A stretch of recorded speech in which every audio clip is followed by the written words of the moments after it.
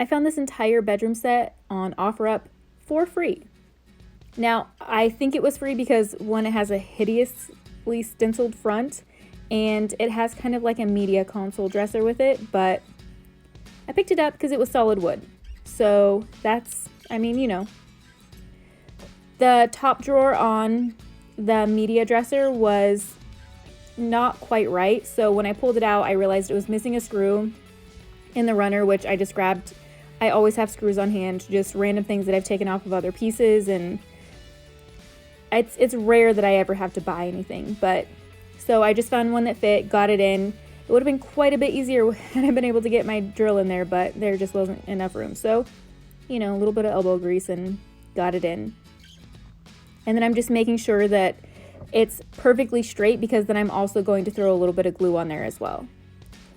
And as you can see, I'm using my Chalk Mountain clear wax. I'm running this over all the drawer glides, and I do this to this and the underside of the drawers, and then also I did it to the nightstands as well, but I don't show it because, you know, you guys don't need to see a lot of the same thing. So that's kind of how I did this entire set. It's all pretty much the same finish, so I'm just showing you kind of each portion of them. I'm not going to show you the entire set because that would just be nonsense. I'm cleaning the whole thing. Is going to be done in the liquid sandpaper because it was kind of a strange finish. I don't know if they spray painted it or I'm not sure what happened. If it was factory finished and then they added their own stencil, I couldn't tell you. But it was a little bit shiny, so I used my liquid sandpaper, and that helps me do less work and also helps my paint adhere really, really well. Originally, I was going to paint the hardware into it, so I haven't taken it off here while I'm cleaning it, but then later I do decide to take it off and do a different finish on them.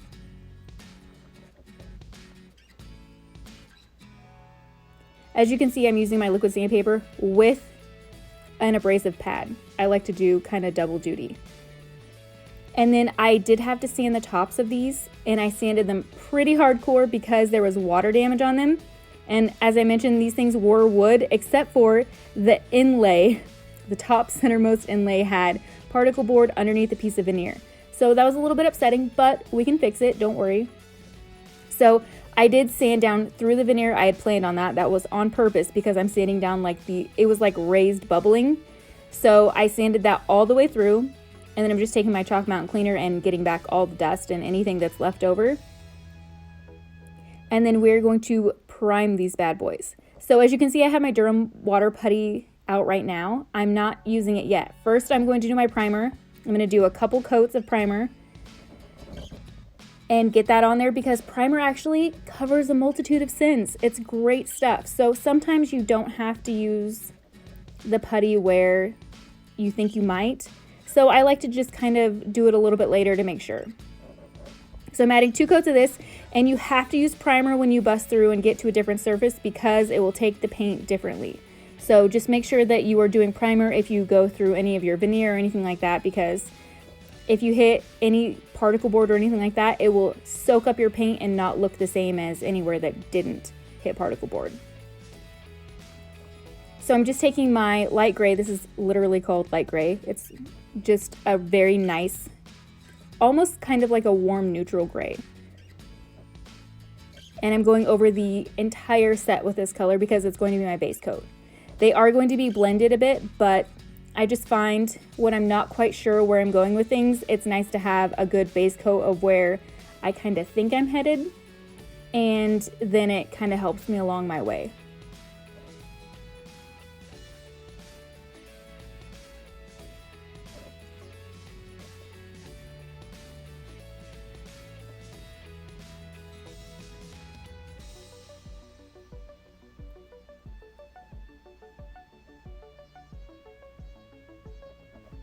Now I'm going in with some 220 sandpaper. I'm just smoothing out the primer. I do this between every coat of primer because there was quite a bit of damage to the top. I want to make sure I'm giving myself as smooth a surface as I possibly can for the paint when it's time for that to go on.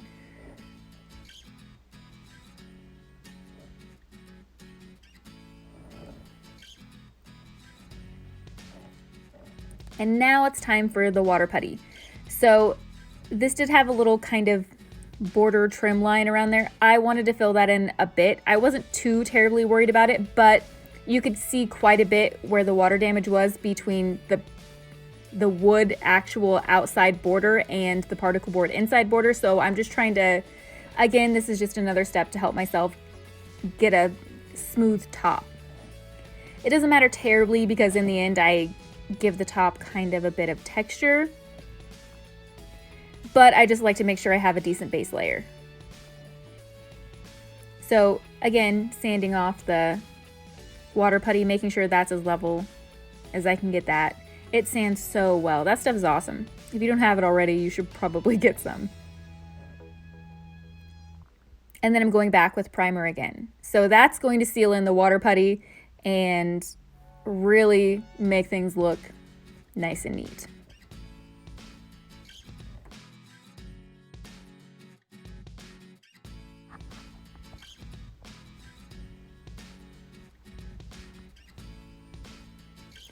So now I decided that I'm kind of going to go around the edges for a blend and emphasize the shape of the piece, and that's where I wanted to take these.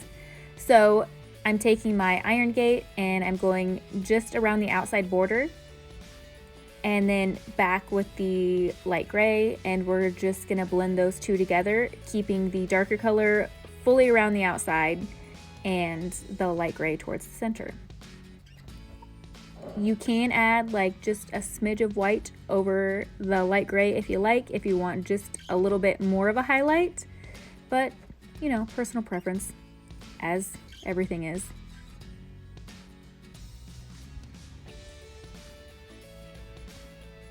And then this is just one of my typical blends. It's just back and forth between the two colors until they're at a place that when I look at them, I'm not sad inside.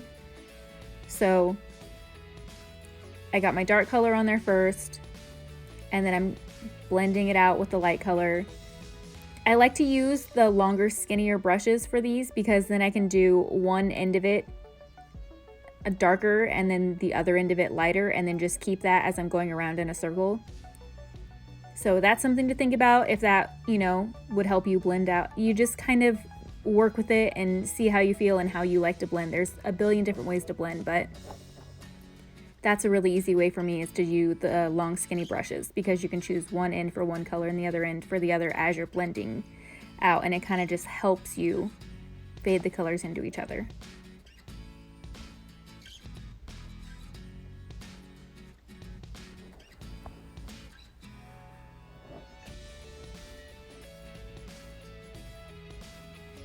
And I'm just trying to make sure that the outside is a true iron gate, because they go into the sides of the piece, which are also trimmed out in the iron gate. So that way I'm not worried about transition lines along the sides of the piece. It's just on the front where I'm working the areas. Anytime where I have to work two areas, but I'm not putting them together, I want to make sure that the solid color is on the line where they meet up. I really hope that makes sense, but that way I'm not trying to blend into another blend. That's too hard, and I don't have enough time for that.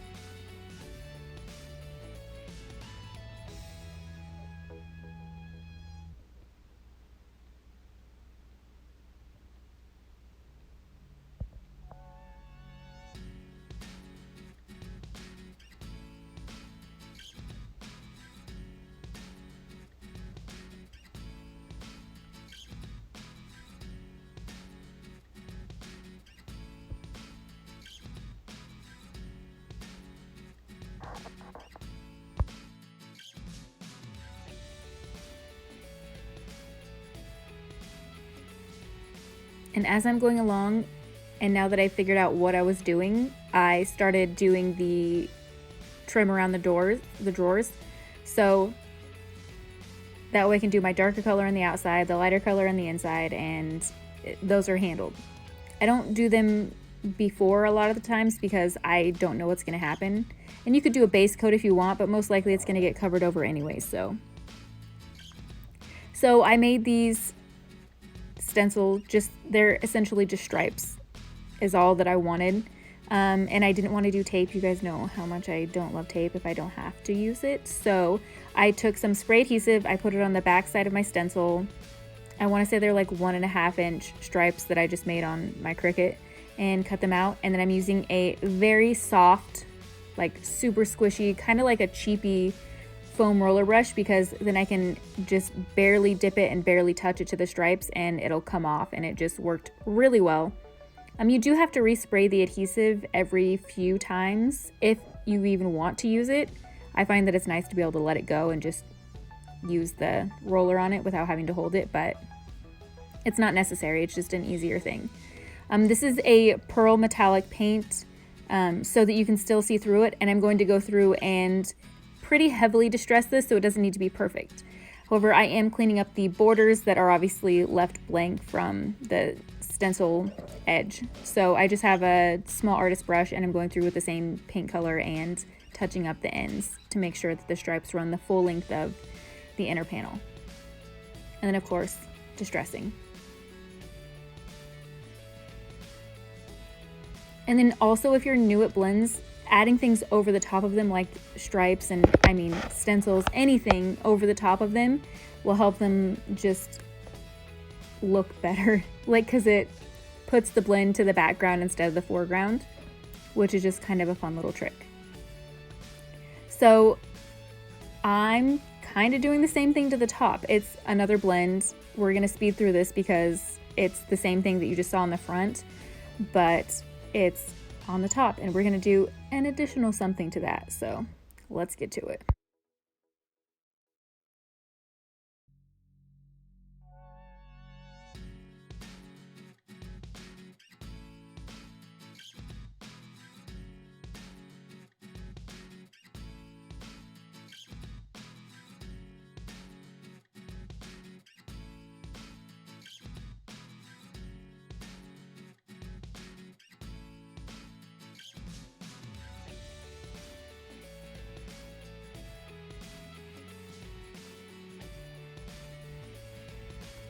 And then these are kind of what I based the entire color scheme on this on. It is napkins that I found at Home Goods. I just thought they were really pretty, very neutral and gray, and I ordered my paint based off of these even. These were 3-ply napkins, so you do want to make sure that you get all 3 plies off. The first one comes off really easily, the second one not so much, so you have to take care to take that one off, but make sure that you do take it off or else it won't look as good. And so it's, you guys have probably seen me do this a million times by now, but I'm just putting my satin poly on, just gingerly placing the napkin. The napkins are way more fragile than any other medium that I've used, so keep that in mind if that's something that you want to use. But they're lovely, and with the napkins, I kind of just expect them to be kind of distressed, wrinkled, all that stuff. It's just kind of the look and feel that I'm going to get if I'm going to use a napkin. If you don't like that look and feel, I probably wouldn't choose a napkin. Okay, so here's where I was talking about the texture. This is a stencil that I used. This is lightweight spackle. You guys have seen me use a few different things, but this time I'm using lightweight spackle, and this stuff is super awesome. I got it at the Dollar Tree, actually. It's just a weird kind of foamy feeling stuff. I add paint to it until it's the consistency and color that I want. And then I don't paint over this. When I use the lightweight spackle, I actually use it as the color, and that's how I leave it. And then I end up sealing it in poly so that it's secure and everything, and it has the paint in it. So it's just as good as using paint, but it's raised and beautiful. So I threw in some colors, mixed them to where I like them. They're kind of like a deep gray color with a hint of metallic. And then while I'm doing those stencils, I kind of have to go back to the drawers, because now that they've dried a little bit, I can clean up the edges with my sandpaper. And the top stencil kind of goes, it takes a while because you have to do them so far apart from each other. You have to wait till they dry before you can do another stencil next to it, because it's raised and you don't want to mess it up. So it does take a while, but I think it's worth it in the end. And then I'm just sanding it down, as you saw, so it's a little bit smooth. And then for my poly, this is actually what I'm sealing the pieces in. I just tinted it a little bit with Iron Gate, and that's what I'm sealing all of these pieces with.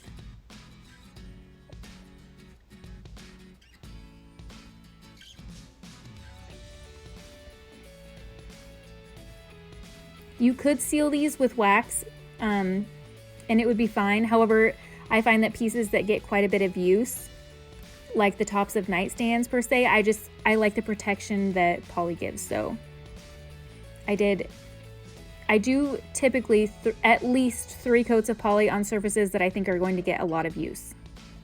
So the drawer fronts and the sides and everything like that, I'm not terribly worried about, but the tops definitely get 3 coats. And then I'm taking my rub and buff and I'm going around and hitting any places that I think need a bit of antique gold. That's the color that I used because it's one of my favorites. So these had kind of like a little inner bevel. I'm putting the gold there, and then I did the hardware in black. It's just black spray paint. That's all that I did. And then I sealed it with acrylic over the top of it, and then I hit it with the gold as well. So it should stand up to some good wear.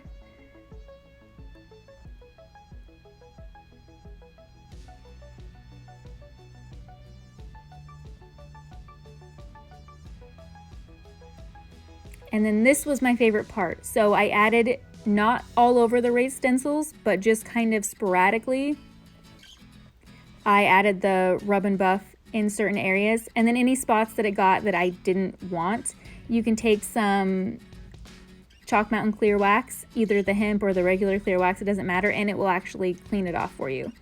So I'm not wanting anything too neat and tidy here, but anything that just got a little too carried away, I cleaned it up with that. And these guys are finished. They turned out so beautifully. I've had several people who are interested in these already, so that's exciting. So real quick, for the winner of the giveaway, I'm so excited to announce it's Michael Beck. He actually entered for his granddaughter, which I think is super fun. So I will try and message you and get your address and get everything shipped out to you. And if I don't get a response in 3 days, I shall pick a new winner. Thanks so much for watching, guys. I will see you next time.